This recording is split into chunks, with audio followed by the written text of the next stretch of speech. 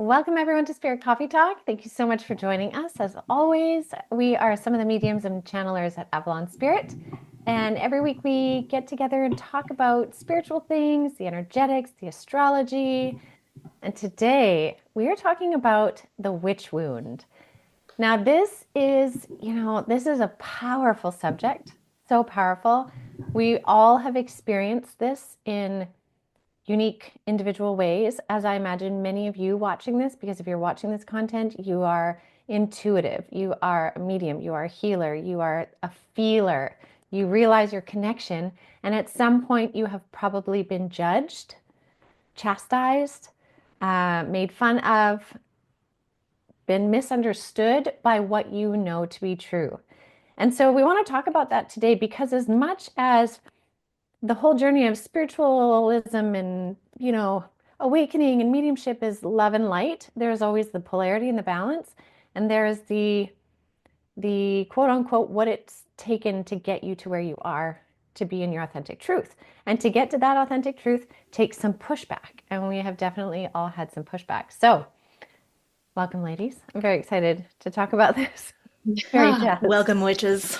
Welcome, witches. Yes. Honestly, because even the word witch, right? Like I think we've talked about this like a year and a half ago, right? And how um that word itself carries such a stigma, an energetic stigma, and people fear it. And it's like this deep wounding that is being carried from generations and generations of it being inherently unsafe to either associate as one or with one, right? Because of the fear Mhm. paradigm that is being held so deep in ourselves.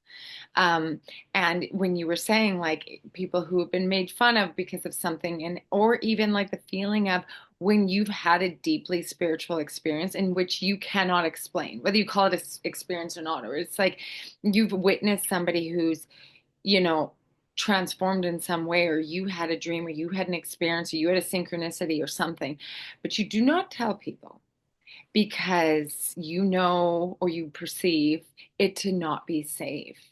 And like Ginette, you had an NDE, and people are coming forward talking about NDEs on a much more accepted base in our circle and the people we talk to and the people we associate with. But like people have been having NDEs that talk about it now that had them in like the 80s and 90s, and they're like, no, no, you don't talk about going to the other side, learning these lessons and then coming back to earth, because that is not in alignment with a lot of the belief systems. So you keep it because it's like that wounding is held so deep inside of you, and the fear of being chastised or casted out of a community is so deep in ourselves that we keep it in. And therefore, I see it all the time still. I see when I'll be talking to people who are like, yeah, I've been feeling this for a long time. So have I. So have I. We just didn't want to come out and talk about it. And we're like, okay, we're all well aware of these, let's say, new timelines, or like these, spiritual conversations, or even like astrological, right? And people are like, oh, well, we don't want to go out and be like, oh, the full moon, even because we don't want to get made fun of by the fear. Mhm. I don't think that especially women who carry this like deep intuitive, not saying men aren't intuitive, but it's almost like that witch wound is carried within this like feminine, you know, Mhm. energy. Yeah. And so we tend to keep that Yeah. inside because we don't want to be made fun of or chastised or, casted out of the group. Yeah. Definitely. Do you both have kind of like a significant moment where that really happened to you, where it was like this very clear? Do you have like one specific or a couple? Because I have a couple that like, Yeah. there's one especially that really stands out to me. That was, in a sense, it was pivotal for me too, where I was like, I will not back down from my knowledge, right? Like it was this moment of empowerment because of the pushback. And I'll share the story. I love that. So I can't remember if I've shared this on here or my podcast. I've talked about it somewhere, but earlier in my marriage, my husband and I had to go through. We were trying to like we couldn't communicate well, because we're different style of communicators. I'm like, let's lay it all out. And he's like, let me ponder for 3 days, right? So it just wouldn't work for me. Like, I want to talk about this now. And he's like, 3 days from now would be great. So anyways, we went to see a counselor and we're sitting in there and it was a couple sessions in and the counselor, who was a man, um, suddenly in our session began to cry. And I knew why he was crying because right behind him appeared this man, and I could describe exactly what he looked like. He was in spirit. The counselor already knew I was a medium because I didn't hide that going in.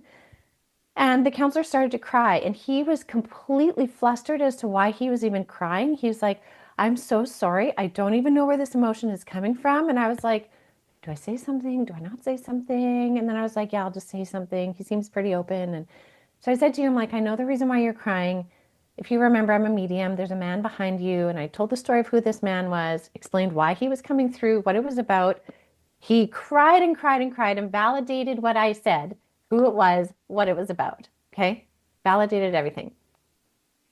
So we left that session and I knew he was a bit flustered and I really tried to like honor his space and like, don't worry about it. And because, you know, when you're holding space, like you want to be the space holder in a session. And if you start crying, you'd feel really bad. So we come back for the next session and he sits down super formal and scholastic and such and says to me, so I talked to some of my colleagues and discussed what happened last time. And I'm like, oh yeah, thinking like, yeah, your person came through and we moved on. He's like, and after discussing it, we deemed that it's not possible. I'm not sure what that was, but that's not possible. And I don't think that actually happened the way in which you described. And I remember I was like, oh, okay, this is not going to go any further. You're not going to help me with my marriage. Yeah. We're not working on this anymore because if that which was so validated is not real to you, then I don't know if you're going to have the capacity to help me in my emotions the way I need. Because if you are so insistent that that's not possible, I don't think this works. And it wasn't so much a judgment of like, I'm not wrong because I was not wrong. Like I couldn't make all that up. So I didn't have to prove it to myself that I wasn't wrong. But it was just this like, if you have a blatant desire to not believe that, I don't know if I can handle this. But here's the thing. Later, I had to go back and ponder that because I had a judgment on it, which I think is a fair judgment, right? Like, I don't think we're going to fit and work. But I also had to remember that he was in a position in his own journey where that was too much for his consciousness. Yeah. And I had to find compassion for that and be like, you know what? He's just not capable yet. Yeah. And maybe that'll sit with him for years. And then somewhere down the road, he'll have this big aha moment of like, that's what that was. And it is what it is. But it was a moment of this pushback where I then like, I remember I fully embodied in that moment where I was like, this is who I am. Yeah. You know, it was super empowering. So, You know what's interesting about that story too is I'm assuming in that moment there was some sort of like clarity for him where you brought this person through and then 100%. he probably was like, oh, yeah. And then it like resolved whatever emotional thing he was having in that moment. And then you move on with the session and off you go. What's interesting is he went and talked to his colleagues. He took it outside of his own experience and talked with probably a bunch of other very scientific based, which again, we've talked a lot about, like, I don't inherently think those are separate things, but I think there's, you know, a lot of ideologies in like the science world that make this conversation more challenging, and brought it to other people. And I, you know, who knows what that conversation was actually like and how he presented it. If he came in saying like, oh, I think this is bullshit, or he presented this from a very like open-hearted place and then he was shut down. Judged him. That's And not then appropriate. That wouldn't have happened. Yeah. And then his like unconscious survival instincts kicked in, was like, you were right. Like, These are my colleagues. Yeah. And like, Yeah, right. and you see that happening a lot in the, you know, not necessarily what is in your highest or greatest good, it's what you feel comfortable with, right? And humans have that deep feeling of like what I was talking about at the beginning of like, if you get casted out of your community, that like instinctual like fear of survival kicks in because, you know, as humans, if our community left us, we essentially were left to die. Right. And so Mhm. like you do what you need to do in order to have your community accept you. So if somebody's deeply entrenched in that science world and that academia and that like proof in the pudding, or like whether it be like, religious beliefs or whatever it might be, and they're have an experience that's an outlander experience that isn't aligned with the beliefs of the collective, it's really difficult because of that inherent feeling of safety. Is if I so it's like, okay, I will change it right back into this, and you know Mhm. but Mhm. here we stand still in the perspective of the mediumship, and in which case this is where the whole conversation started, is like, just because we're confident in what we do doesn't mean that we don't have that conflicting part with people, clients, family, all the time. And that deep kind of witch wounding comes up from us Mhm. and from the people who are receiving it, where it's like, oh my God, I don't feel safe with this because Yeah. this is against what I was taught, whether in this life, your past, or like down the line of the lineage. And so much of what is happening right now in the collective is actually healing these old ancestral woundings. The, Lee Harris talks about this in his book, The 16th Century Witch Wounding, that is coming up right now all over the place, that people are healing in a timeline. And, I think it's really coming up a lot for intuitives, truly, because Yeah. it's not like we're immune to this. It's not like we don't feel it. Mhm. It's not like we don't feel like when we get outcasted from people that we love and questioned and chastised about it. It's not like it's easy for us to be like, yeah, well, whatever. I mean, it gets easier because eventually you kind of don't surround yourself with it, but it's always there. And Mhm. it's that deep healing, right? Yeah. That's I a agree. tricky one. Yeah. It is Well, a and tricky one. what's interesting too is like Lisa, you were speaking to like ancestrally, and it's like, okay, so we have like our soul ancestry, right? Past lives and experience. And then we also have our in this life genetic ancestry. And, where is your lineage from of the DNA of your current human self? And where is your soul from? And maybe Yes. there's crossover, and then there's other parts where there won't be crossover, and it'll be like from completely different experiences. And so you're walking in both, and both things are getting triggered or poked at with these fears. And then when we talk about it from like a human needs perspective, we desire community, we desire that collective. And so when that becomes potentially threatened, that's like a core scary thing for us as humans, both genetically ancestrally and spirit ancestrally. It's so amazing that you bring that up, Elyse, because a part of a download that came through a couple of months ago about this, and what my guides are getting me to understand, because like, oh my God, deep in this ancestral wounding. Okay. And they said it's no mistake that your soul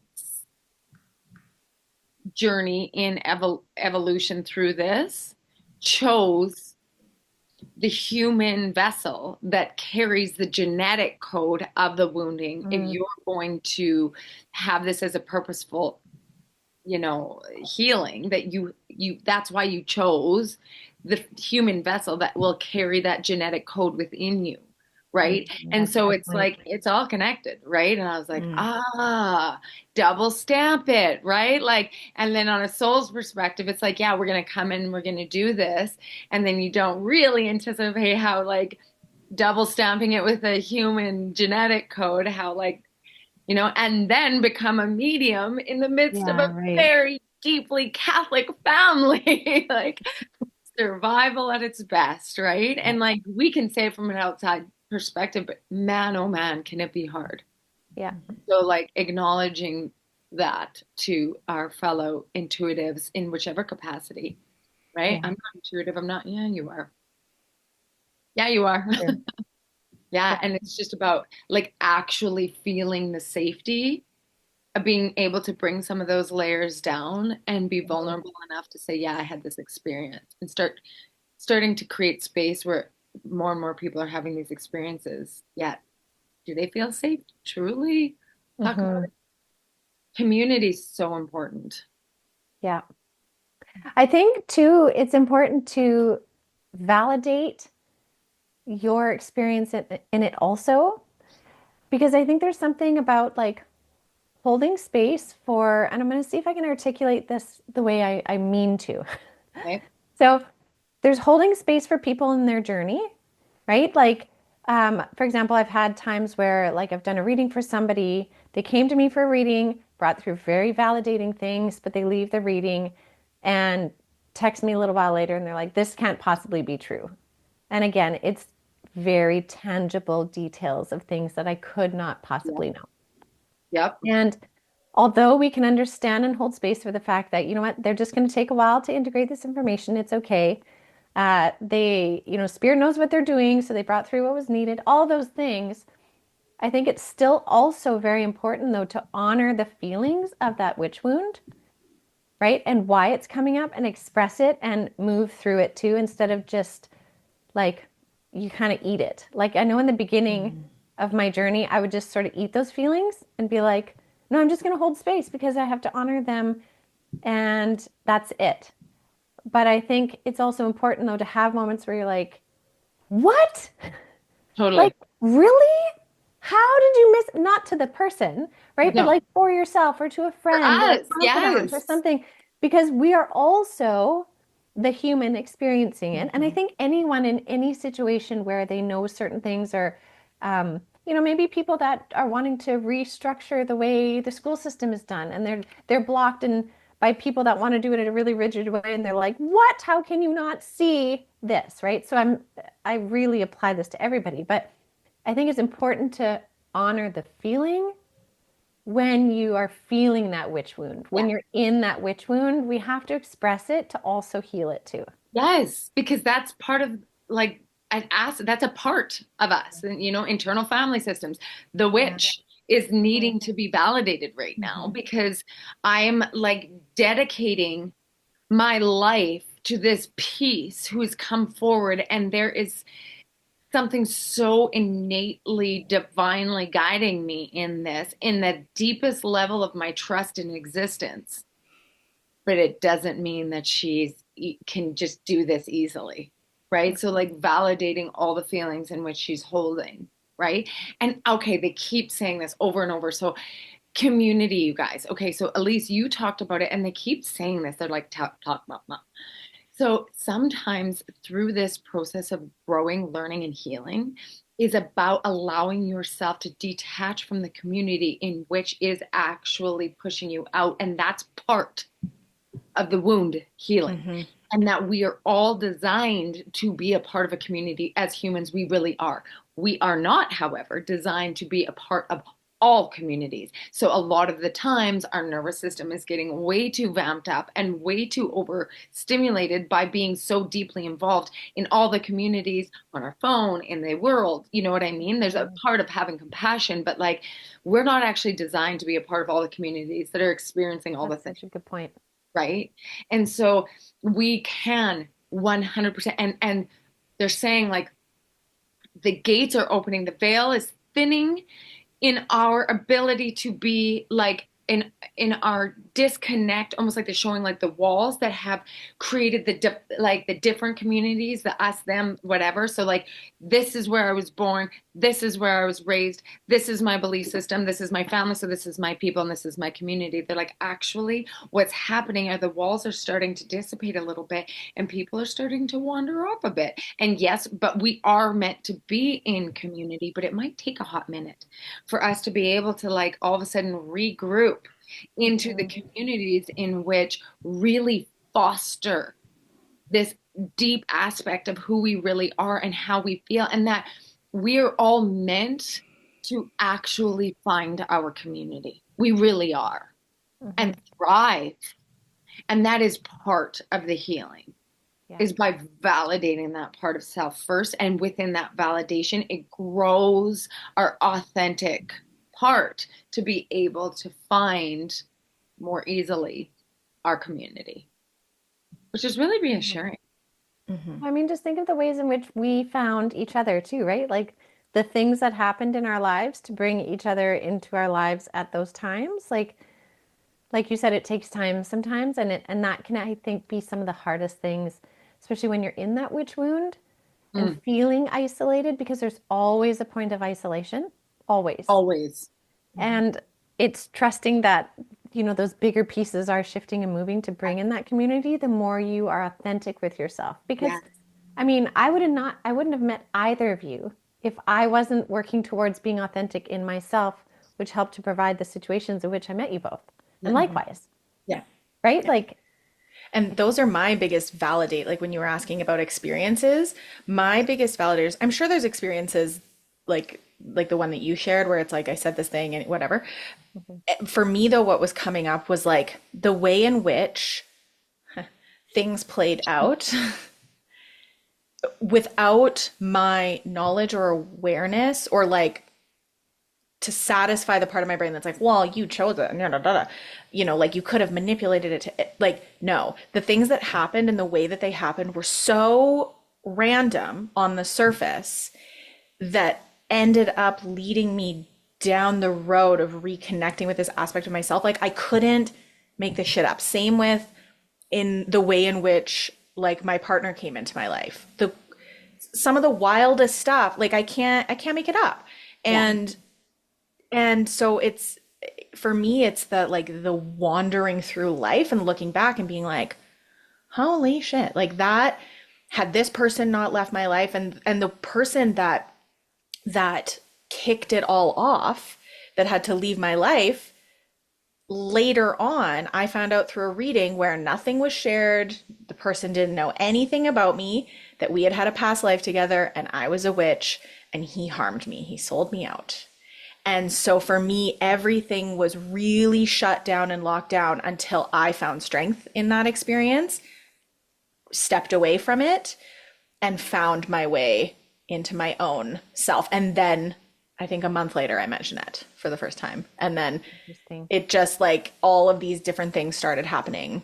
And I was dabbling in spirituality, but there was just this like, uh, I was reading Gabby Bernstein at home and not telling Yeah. anybody and trying to like play with my intuition and that sort of thing. But until I came to the ability to have a person removed from my life, I couldn't kickstart the journey that I then went on, which it's just wild. Like it's Mhm. Wow. And there's oh sorry, go ahead. no, finish your thought. And I then, was gonna go in a different direction, so you go. oh, well, mine goes in a different direction too. Maybe they're going in the Let's same go Let's your see if direction. it's the same direction. No, right? I think what's really neat now, though, and I know we're not seeing this across the board, but we're starting to see this now, is the younger generation coming in now with that same intuitive capacity is being supported more than ever, than we've seen. And an example of that is just the other day, and this is what really kind of brought this together, why I brought it up this morning. So the other day, I was sitting there in the evening with my daughter, and she's very intuitive. And we're sitting there watching TV. And she's like, "Hey, Mom, how was dance?" And I was like, "Yeah, dance was good." And then I paused. And in my head, I was going to tell her how I noticed my capacity to stretch my muscles just suddenly increased. And just this whole thought of like my ability to stretch is so different now very quickly. But then I was like, I don't feel like explaining all of that, so I'm just not going to bother. All of that thought in like a second, right? And I was like, yeah, dance was good. And I was like, yeah, we just, went over corrections and did this and this. And that was it. And she's watching TV and she's like, oh, yeah. And she's like, what did you say though about stretching? And I was like, I didn't say anything about stretching. She's like, yeah, you did. You said you guys did stretching or you were talking about stretching? I'm like, no, I didn't say anything about stretching. Purposely actually chose not to say anything about stretching. She's like, Mom, I heard you talk about stretching. I'm like, no, you heard my mind. I'm like, monkey, you read my mind. Oh my God. And I love that so much. yeah, right? And what's so neat though is like that's supported. And I know not every family is that way, but more and more families are. And so I love that this younger generation, like more people are being supported as they're growing up versus having to go through that super isolation of the witch wound, which I also want to acknowledge those that came before us were way more isolated than we have been. Right. So they started paving this path long before. But I just think that's really neat. So that was my tangent. What was I your love it. tangent? Elyse. Okay, well, mine's a little like, I don't want to say negative, but it's just, there's like a thing that keeps coming up that I kind of keep trying to put away, but it keeps coming up. So when we're talking about community, there's a real piece that's coming through around finding community that empowers you and your autonomous authority. That you are, and I think where this is coming from is we're hearing more and more about really the very like unhealthy, toxic spiritual communities that can pop up that pull you away from your own power, that separate you. It's about something separate than you. It's one person, it's one thing. It's something that is not you in your own energy and source and autonomy. And last week we were talking about like there's a lot of like up and down, and there's a lot of like heavy stuff that's happening on the earth while we're also heart opening, becoming more conscious. And when we feel alone, when we feel isolated, and then we're searching for community, ensure that you're finding community that empowers you in your own energy and source, because that's the truth of it, right? It's never about separating you from your own intuition, your own energy, your Where own, and somebody else knows better than you, like in a exactly. guru type of way. It's like, Yeah. yeah. Yeah. And so I don't mean to like bring the vibes down as we're talking about like the beautifulness of this, but there's vulnerability in that. And I think it's not talked about enough. And maybe that's why it's kind of coming up so much is in like from spirit is just like your community should always true, spiritual energetic community will empower you and your own authority and your own sovereignty versus your own sovereignty. Yeah. about building something else up or someone else. Like Yeah, where you someone. the power towards someone or something Totally. away from you, then that's where you start. And know that there's a lot of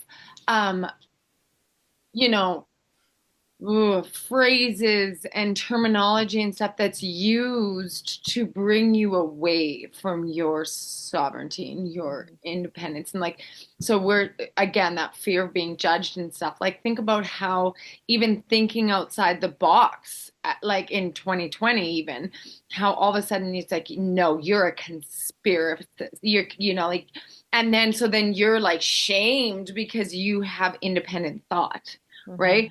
So be very careful about how, like, now, because spirituality, like we're saying, is like all of a sudden it's taking this funky turn where it isn't about this, your own sovereignty and your own like intuition and your connection to yourself and your earth and, your higher self and your heart versus it being like, oh, if you talk about spirituality, it's like now there's like this weird thing that's kind of transpired out of it and like terms that are used and like made really grotesque. And I don't know, there's a dark side to things to disempower somebody from being in their internal light and sovereignty. Yeah. And that has been since the day of the witch, since the 16th century, we've been used our power against us to make us feel like we're evil. So just be like really conscious about the terminology that's used and the perspective that, things can get turned into that might make you feel really bad about yourself. No, that's literally the opposite of what we're talking about. Yeah. Or what energies you're being invited to work with too. Because I remember when I was really searching for mediumship circle way back in the day, because I was like, I need some help understanding what's happening. Like, I don't understand. This is crazy. So I tried a couple different like spiritual circles. And I remember I brought a friend with me to this one circle that I was like, okay, maybe this will be it. And I went in with like so much hope and so much like, okay. And they started wanting to summon demons. Literally. Everybody sat in a circle and I'm sitting there and they were trying to summon demons. And I remember I was like, I'm out. Holy shit, I got to get out of here. Oh, and like texted Trevor, I was like, I need you to come pick me up ASAP. And I was like, I was even like, at that time, I was afraid to even be there or even say I wanted to leave because I was like, oh my God, I don't know what's going to happen. Like, it was really weird It was not how they advertised it. And I remember I was like, I just have to go to the washroom. And my friend was like, yeah, me too. I'll be right back. And then like ran out the door. I think I would handle it differently now. However, it's about like also recognize like if you're following somebody that has an energy that you're drawn to, I think that's fair. They might help guide you into your journey, right? I think that's what we're all doing. That's a very different feeling when you feel Totally. empowered in your own sovereignty and like Yes. connected. You can feel yourself being elicited in your heart space. And the message is about you being in your own power, right? But I think sometimes people can feel a power draw from, if I say dark magic or light magic, I'll put it that way. Dark energy, light energy. Sometimes people can be manipulated by person, but sometimes they can also be invited to feel your power with this energy, Mm. right? And then they're like, I am feeling so empowered, but they're being empowered by dark magic Yeah. versus There's being always an empowered by light underlying magic. fear, I feel like when there's something about a fear that will, because that's the lower vibration. So Yeah. it's like either a fear of not doing something according to this. Like if there's an underlying, that underbelly energy of fear, you might want to like sit back on that one, right? Yeah. Mm-hmm. Yeah. And just like take a Interesting. look. Yeah. And that's what to kind of give a contrast of that within the three of us, right?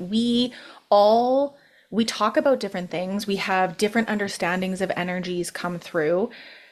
I might say something that one of you is like, I don't know how that fits for me, and vice versa.